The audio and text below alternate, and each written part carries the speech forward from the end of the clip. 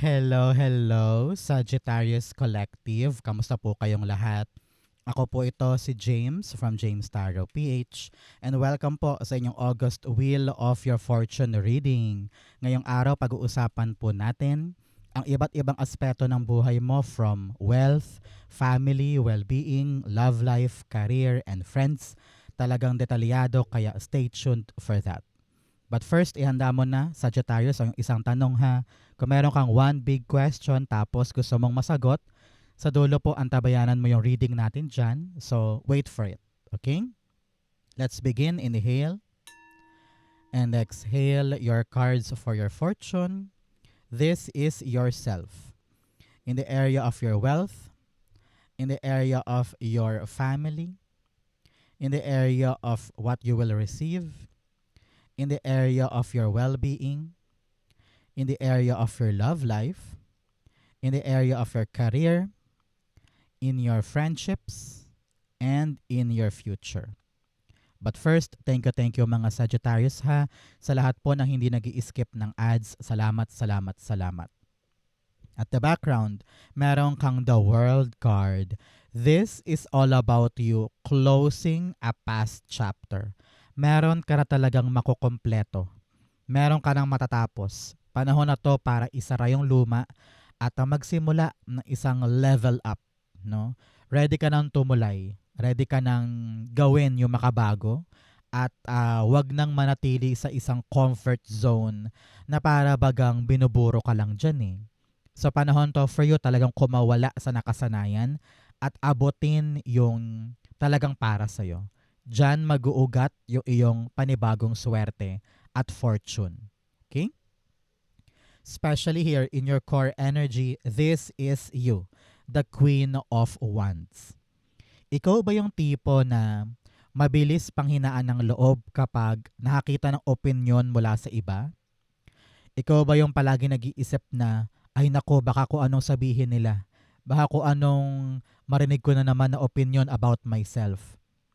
Kung laging nakabase sa ibang tao yung gagawin mo, walang mangyayari. Sa panahon to for you, to fully accept who you are. Kung ano yung itsura mo, kung ano yung katawan mo, yung suot-suot mo, kung ano yung ginagawa mo, wag na dapat makaapekto pa yung opinion nila. Because you're about to live your life, di ba? Ikaw ang masaya sa buhay na yan, gawin mo yung makakaya mo. Think positive always. Huwag mabuhay sa insecurities. And always, always accept who you are. Ano naman kung ano sabihin nila? Ang importante, masaya ka sa ginagawa mo. Doon ka talaga tunay na magtatagumpay, tunay na tataas, at tunay mong ma-accomplish yung mga dapat mong ma-accomplish kung meron kang tiwala sa iyong sarili. Okay? Clarify natin. Mga Sagittarius, ano ba yung mga pangarap mo para sa iyong sarili? Yung talagang pansarili lang.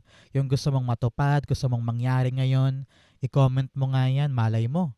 Dumapo sa'yo kapag sinulat mo sa baba. Okay? The Queen of Wands, the Six of Pentacles. Deserve mong matanggap yung mga bagay na alam mong para sa'yo. Deserve mong gawin yung mga bagay mong yung mga bagay na alam mong dun ka sasaya. At huwag kang makontento sa kakarampot. Do not settle for less.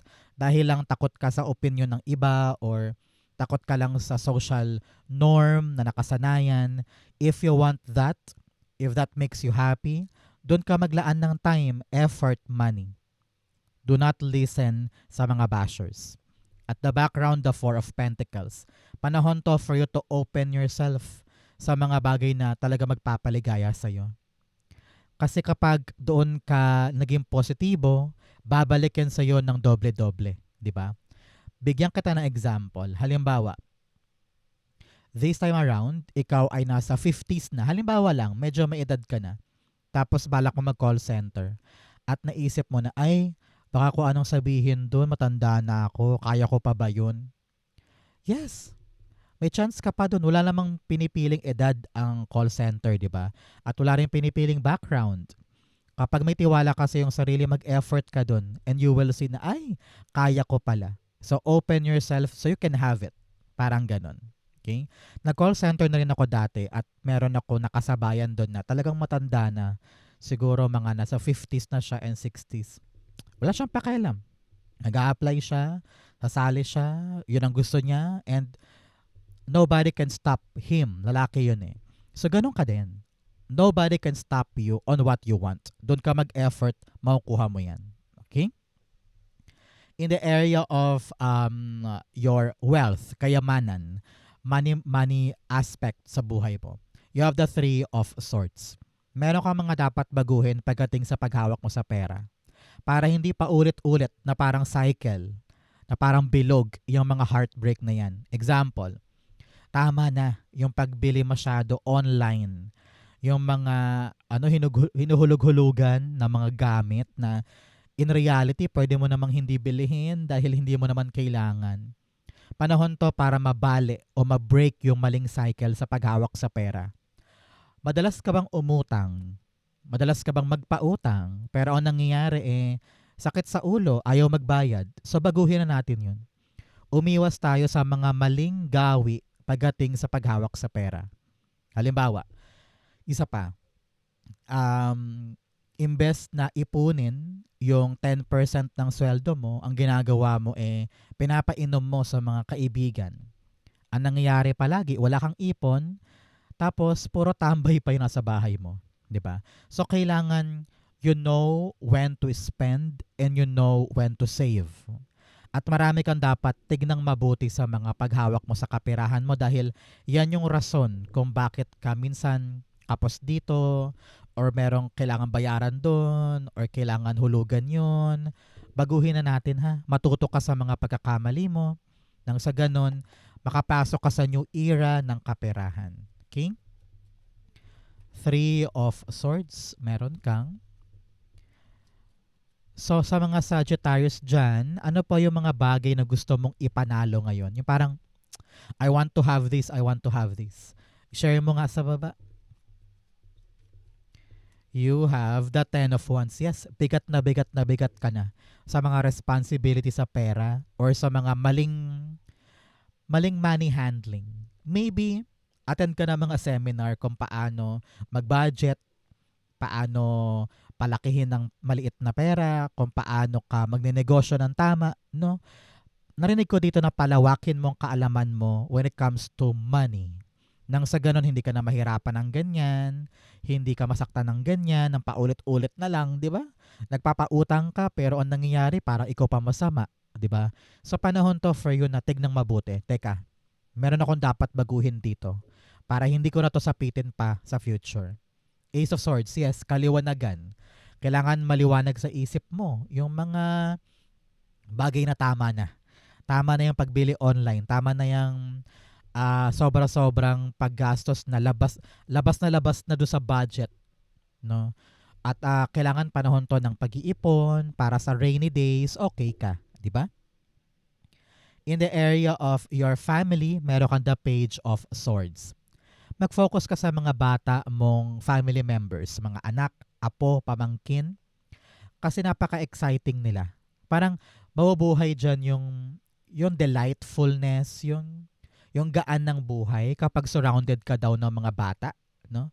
Halimbawa, anak mong pinakabunso or kapatid na medyo bagets pa, kung may apo ka na nga, no? Yung mga apo, no? Make time with them. And they will bring back that joy within you, no? Surround yourself with kids sa buhay mo because diyan mo makikita yung ibang perspektibo na nawala na sa'yo noon na parang, ay, naalala ko ng bata din ako, ganyan din ako. Ay, ang sarap palang kasama ng mga bata kapag kumakain sa mall or namamasyal sa park or nakikipagkwentuhan ka sa kanila. Meron silang level of innocence and purity na parang nakapanumbalik nung dati mong naranasan nung bata ka pa. Parang ganon. For others, maging curious ka sa mga needs ng family, no? Kung kailangan ayusin yon, hindi mo alam, yung anak mo pala, kailangan ng bagong bag. Parang kailangan you always have this constant communication para lahat ng mga dapat gawin, alam mo na nandun ka at aware ka sa needs nila. Para rin sa pamilya, meron pong darating na good news, ha? Nakita ko magandang balita through text, chat, or email at talaga namang magpapabango or magpapaganda ng sitwasyon nyo ngayon. Okay? Page of Swords, meron kang The Hermit card, yes. Huwag kang mag-solo-solo dyan. Nandiyan ang mga apo, mga anak, mga pamangkin, go out and enjoy the sun. Hindi pwedeng naka-solo ka lang sa buhay or sinasarili mo lang yung mga bagay-bagay. You have them. No? You have them. So, enjoy life with them. At kung meron ka mang mga hinahanap na parang ang tagal-tagal, kailan ba yun, walang katiyakan, sabi ko nga, may darating pong good news ngayon, mga good information na magpapaliwanag ng mga hinahanap at naramdaman ko yung word na nandyan na. Nandyan na yung hinahanap, hindi ka na maghahanap ng matagal and you really need to fight. Fight kapag nandyan, panindigan, aksyonan, angkinin, akuin. Okay? At the bottom, the Knight of Swords. Uy, talagang merong big news para sa pamilya. Mabilis na andar. At hindi ka dapat magdalawang isip dito. Parang ganon. Kapag nandyan na yung good news, grab it and you will feel it. Mararamdaman mo na eto na yun. Yan na yun for me. No? Congratulations. In the area of what you will receive, meron kang the Nine of Swords. Ramdam ko dito closure sa problema. Kung ano man yung iniisip mo, kung ano man yung pinaproblema mo na hindi ka makatulog, darating din yung pagkasara niyan. Either may kompleto na, kaya okay na ang lahat, or may solusyon na, kaya panatag ka na, or meron ka ng malinaw na ruta para sagot sa mga bagay na ito. So congrats. Nako, kung ano man yung nasa isip mo, kitang-kita ko rito yung ending, no? So congrats. Maganda yan. Clarify natin. Kaya ikaw, magkaroon ka ng maraming time para magpahinga. At kung ano man yung mga stress, worry, o iniisip-isip mo, ay wag mong ubusin ang oras mo sa bagay na yan. Lighten up your load, lighten up your mood. Hindi ka dapat mag-dwell or hindi mo dapat pasanin lahat ng mga iniisip na yan. Nine of Swords, the Ten of Cups. Sabi dito, bonding time with family. Gather your family, gather your friends. Be with them. Because the closer you are together, mas feel mo na kaya ko pala lahat. Kaya kong dalhin yung problema dahil may suporta ako, may kaagapay ako. Sabi dito, kitang-kita ko din, ang matatanggap mo this time ay panalo laban sa isang problema. Fortune after difficulty. Kaya kung meron ka mang mga kinakaharap ngayon, asahan po ang pagbuti, paglagpas at closure ng problemang yan. Okay? At the bottom, world card talaga. Talagang ending, closure, finish line, kumbaga, ng mga iniisip mo. Kaya sobrang saya ng pamilya dahil happy time, happy life na. Okay? In the area of your well-being, you have the Knight of Cups. Sabi dito, Sagittarius, for you to be able to be happy again. Baka marami sa inyo nabuburyong, maraming parang kalungkutan or pagkadismaya, heartbreak. Panahon to para puntahan yung mga bagay na magpapa-excite sa'yo. Halimbawa, ikaw ngayon ay walang trabaho, feeling mo parang wala kang gana sa buhay, masyado kang malungkot, hanap ka na magpapasigla. For example, nanood ka ng Korean novela, pupunta ka sa park, manonood ka ng sine, or mag-zumba ka, or balak mong mag-content creation, gumawa ng YouTube channel, whatever excites you, na para magpapanumbalik nung sigla mo, nung excitement mo, gawin mo yan ngayon. Okay? Panahon to para punuin ang puso ng kaligayahan. The Knight of Cups, meron kang the Four of Pentacles. Okay. Panahon to para buksan ang sarili sa mga bagong bagay. Kaya ka nai-stress. Kaya ka parang masakit ang ulo o parang napipikon ka sa life. It's because nandyan ka lang sa isang sulok eh. So panahon to para buksan ang sarili sa mga bagong adventure, mga bagong journey, mga bagong tao, para hindi ka lang nandyan sa isang paikot-ikot na yan. No? So, surrender yourself to your perfectionism na parang okay na ako dito. Pero in reality, you want more. You want better. You want to love again. You want to feel excited again or feel important again. Yung parang feeling mo may silbi pa ako. Yung feeling mo meron pa akong magagawa, meron pa akong maipapanalo, meron pa akong valuable na pwede kong ipagmalaki, 'di ba? So buksan mo lang sarili mo para maging open ka sa pagpasok nun. Nine of Wands. Pagod ka na sa paulit-ulit, 'di ba? And this one new thing. Kung ano naman tong bagong bagay na to, ang talagang masasabi mo na, ay, ang ganda-ganda pala nito, buti pala tinry ko. Buti pala binuksan ko sarili ko, no? Because it will bring back the hope, the happiness, and the excitement in your heart. Okay? In the area of your love life, you have the Knight of Pentacles. Kung ikaw ay single, para bagang yung taong gusto mo, or ikaw mismo, parang may bet ka, pero wala kang plano para aksyonan. Hindi ka sure kung ano ba kami, bet ba niya ako, bet ko siya pero parang hindi ko alam gagawin ko, nakatenga ka dito. Sa panahon to para gumalaw-galaw, huy. Kung talagang bet mo yan, why not ikaw na umamin, or why not siya na yung magbigay ka ng hints, magbigay ka ng pahaging para magkaroon ng paggalaw yung ugnayan na yan. Para naman sa mga may karelasyon na, ramdam ko dito na panahon na para magplano for the next level ng relasyon ninyo.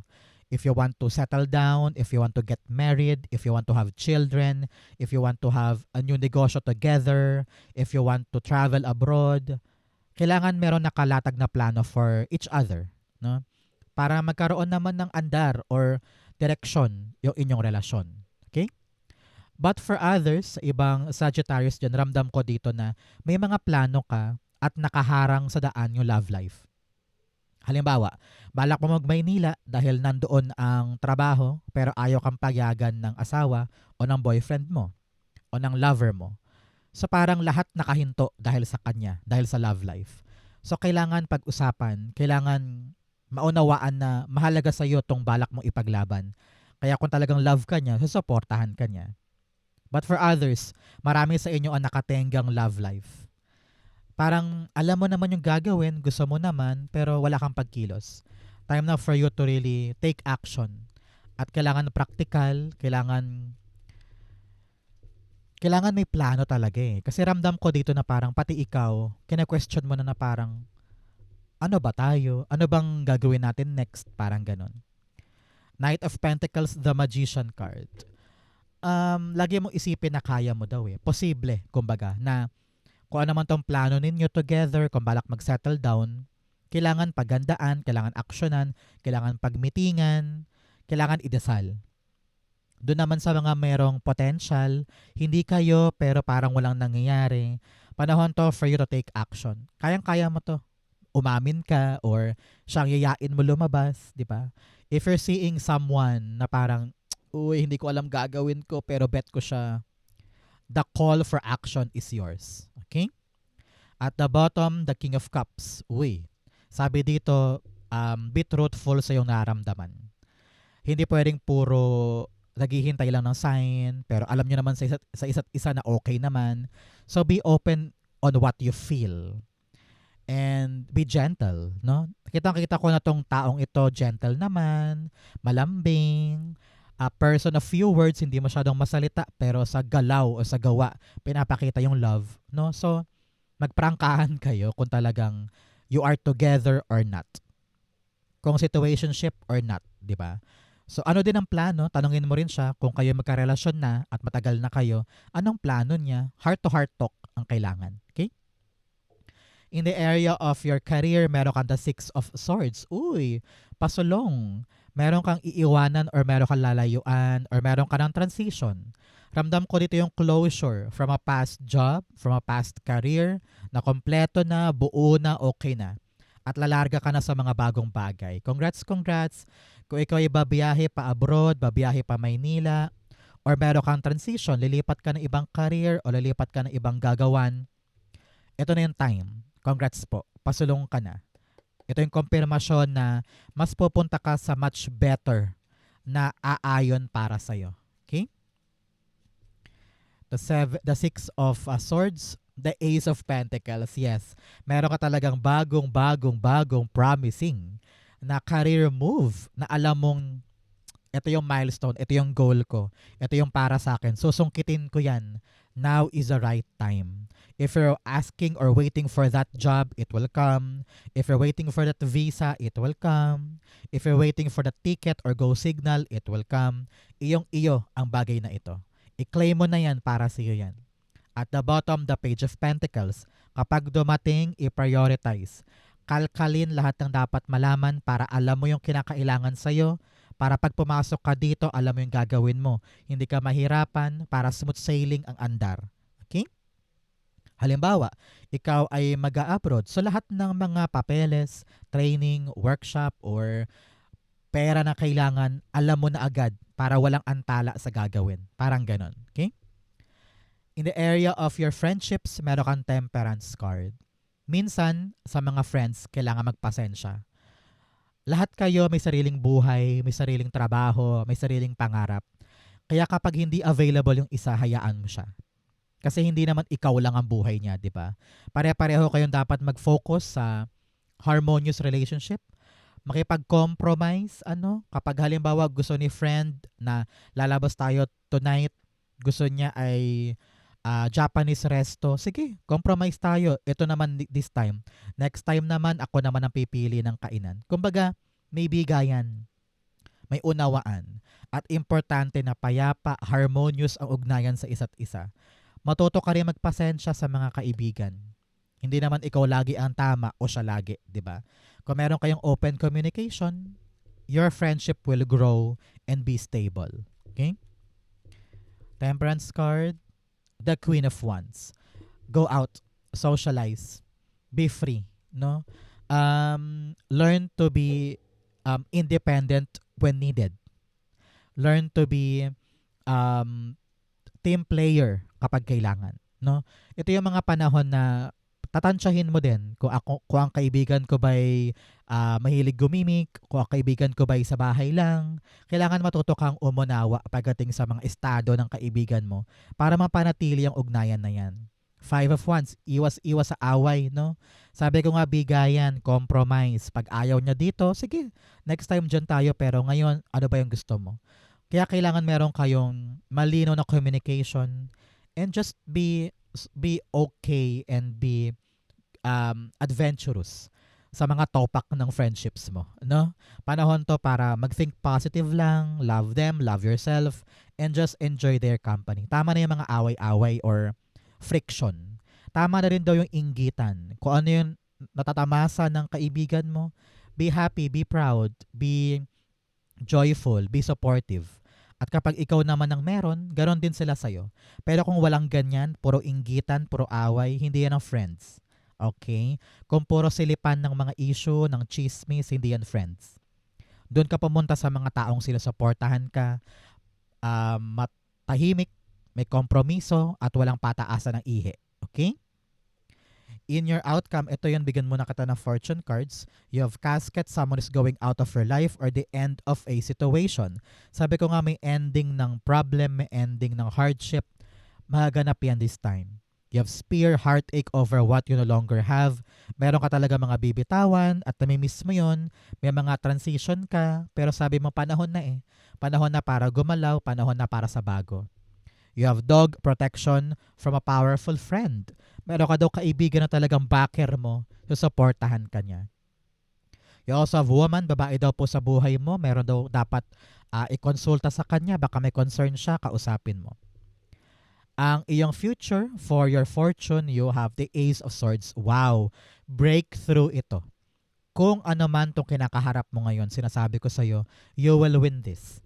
Malalagpasan, makakasurvive, at talagang mako-close mo na. Ready ka na sa next level. At sabi mo, kung ano yung next level na yan, ipapanalo ko rin yan. So congratulations. A clear vision of the future. Maliwanag ang panalo. Kung masama ang kalusugan, bubuti yan. At kitang-kita ko dito yung breakthrough mo. Talagang yes, nakasurvive. Yes, nanalo. Yes, nakaangat. Clarify natin. The Ace of Swords, meron kang... Oops. You have The Four of Swords. Yes, panatag ka na. Ramdam ko dito yung answered prayer na parang, okay, relax na ako. Kitang-kita ko na okay naman na. Wala na akong dapat ipag-alala pa. Congrats, congrats, congrats. At the bottom, the King of Swords. Very, very decisive ka. Pag malinaw na, pag okay na, wala nang makakaharang sa'yo. Gagora ka na dun. So, it's all about having a clear perspective, maliwanag na aksyon, plano, dire-diretso, walang harang, walang pangamba na baka lumaylay o mag-go south o pumalya dahil kitang-kita mo naman na okay ang lahat. Some of you, parang you're on this position. Maraming nagtitiwala sa'yo, maraming humihingi ng opinion mo, maraming nakadepende sa'yo, kaya very, very powerful ka soon. Congratulations. So, mga Sagittarius, let's go na. So, yung isang tanong, isang sagot. Pumikit ka na ngayon. Isipin mo tong one big question mo. Okay? Inhale and exhale. The answer to your question, meron kang the Three of Pentacles, the Nine of Swords, and the Five of Swords. At the bottom, meron kang the Six of Cups. Alam mo, sabi dito, panahon na for you to move on. May mga bagong bagay pa naghihintay para sa'yo. And I'm seeing here, nasabi na yung spirit guides, na hindi naman porket yan yung pinangalagaan mo noon, ay yan lang forever. Okay lang magbago. Okay lang magkaroon ng bagong pangarap, bagong idea, bagong goal. Okay lang na mag-evolve ka. Wag mo nang isipin pa yung sasabihin ng iba. No? Na parang, akala ko Sagittarius yan ang gusto mo. Sabihin mo, ay sorry, nagbago na isip ko. Hindi na yan ang gusto ko. Malaya ka naman na magbago. Malaya ka naman na mag-evolve. Kaya palayain ang sarili sa nakaraan. Especially sa mga trauma, sa mga heartbreak, sa mga alalahanin, sa mga iniisip na kanigahan. Palayain ang sarili mo dyan. Hindi worth it na manatili ka sa maling bagay. Meron ka mamimit ng mga bagong tao. No? At yung mga bagong tao na yan, yun yung padala ni God to improve your life or to give you what you need. So set yourself free. If you're waiting for a yes or no, the answer is no. Kapag nanatili ka dyan, problema lang, maraming sakit ng ulo, maraming pataasan, maraming politika, maraming kaguluhan or, alam mo yun, stress. You need to pivot on something new dahil nandun yung bagong chapter para sa'yo. Okay? Meron sa'yong detour. Pinoprotectionan ka ni God para hindi ka lalong mahirapan, kaya huwag pigilan ang sarili sa mga pagbabago. Okay? So Sagittarius, yan po yung isang tanong, isang sagot. Ganon din po ang inyong August Wheel of Your Fortune. So mainyo ang swerte this time. Sa po kayo naka-resonate, comment below. Basahin ko po yan. Thank you mga mahal ko Sagittarius for watching hanggang dulo. I love you. This has been James for James Tarot PH. God bless everybody.